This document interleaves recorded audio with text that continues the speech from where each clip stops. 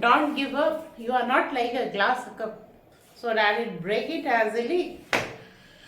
And now हम लोग देख रहे हैं centre of mass with your ma'am Archana ma'am. Just carry on. This is a question from center of mass chapter. What they're asking the reactions forces R1 and R2.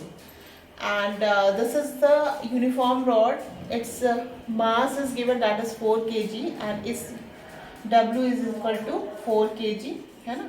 और इसका length जो है 70 centimetre दिया हुआ है. तो जो मास होगा, इसका सेंटर ऑफ मास कितना पे होगा, 35 सेंटीमीटर पे. तो W is attach from 35 centimetre, and these are the two reaction forces R1 and R2.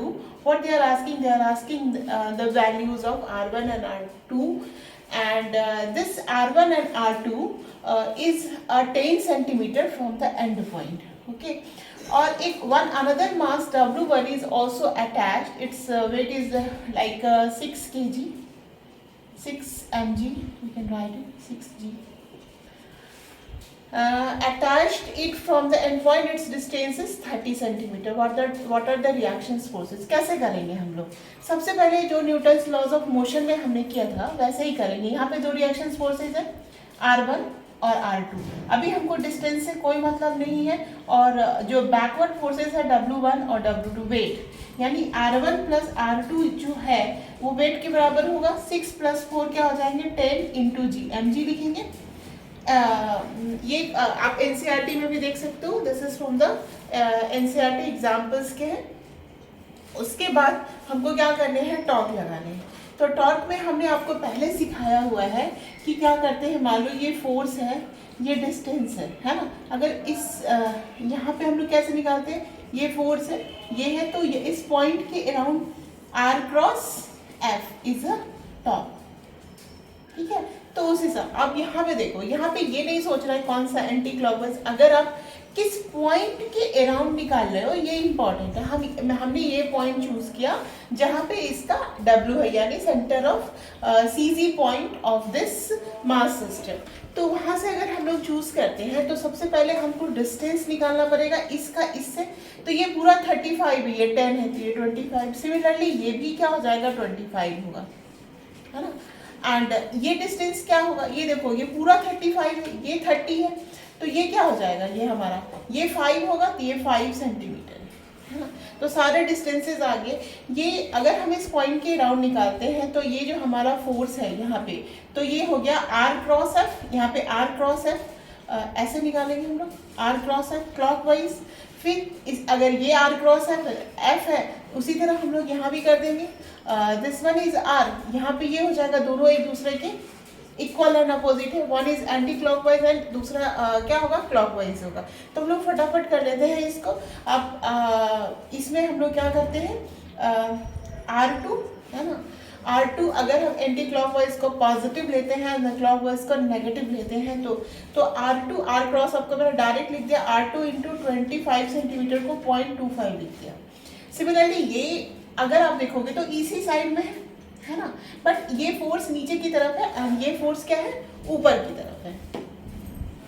ठीक है. तो हम लोग इसमें क्या लिखेंगे, बस माइनस लिखेंगे, बिकॉज यहाँ पे हमारा जो F होगा, ये हमारा R है, ये F है ना. तो ये R क्रॉस है, ये ऐसे आ जाएगा हमारा. तो हम लोग इसको ऐसे लिखेंगे,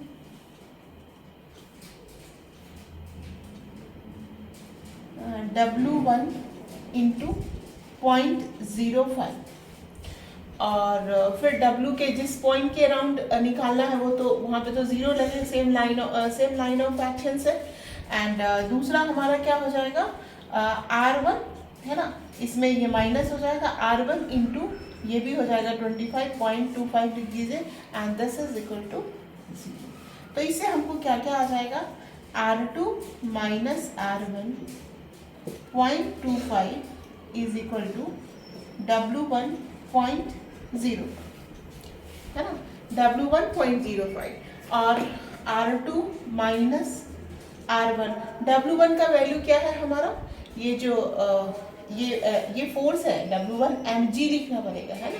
तो W1 क्या है 6g यानी 60 लिख सकते हैं इंटू 0.05 अपॉन 0.25, है ना। तो ये पॉइंट 2 डिजिट है, यहाँ 2 डिजिट है, कैंसिल आउट हो गया। तो 1/5 यानी 12 हो गया। 1/5 यानी यहाँ पे हमारा क्या हो जाएगा 12, यानी R2 माइनस R1 की वैल्यू आ गई हमारी 12 न्यूटन।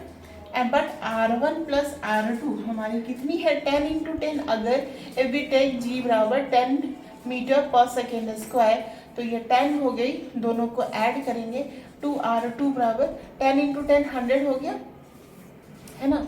तो ये हो गया 100 प्लस 12 तो 112 हो गया। R2 बराबर हो जाएगा हमारा 112/2, ये हो गया 56 न्यूटन। तो ये पता हो जाएगा R2, तो R1 भी हमारा पता हो जाएगा 56 में से 12 घटा देंगे 44, तो R1 is equal to 44 Newton. अगर हम 9.8 मीटर पर सेकेंड लेंगे तो ये कुछ आएगा 55 पॉइंट सम, ये 45 समथिंग आएगा, ठीक है। तो आप अगर क्वेश्चन में लिखा रहेगा वैल्यू, अदरवाइज आप वहाँ पे लिख सकते हो, है ना। 9.8 भी ले सकते हो और एक्सेलरेशन को 10 मीटर पर सेकेंड स्क्वायर भी जी को आप ले सकते हो, है ना, ठीक है। ये एनसीईआरटी के सॉल्यूशन में भी है, बट वहाँ बहुत बड़ा लेंथी बनाया हुआ है। You can see it in a simple way. Thank you.